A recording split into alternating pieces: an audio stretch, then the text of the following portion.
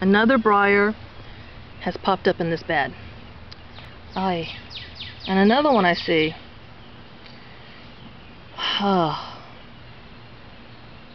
So, anyway, this one I treated.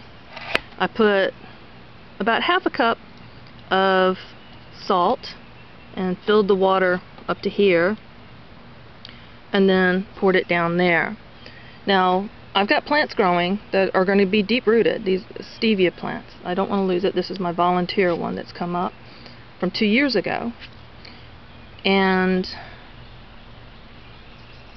I hope I don't lose that. I'm hoping that the water goes down. Unless there's something that blocks it, it's not going to go to outward.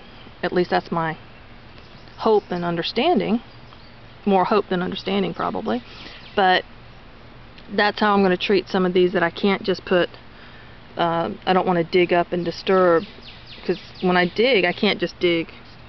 Well, maybe I should get maybe my next experiment should be using like the bulb planter and going straight down, getting that dirt, pulling it up, putting salt down, putting the dirt back down. That may be more intense. I feel like when I dilute the salt this way, it's not as effective. Anyway, my continuing war with the briars. Thanks for watching.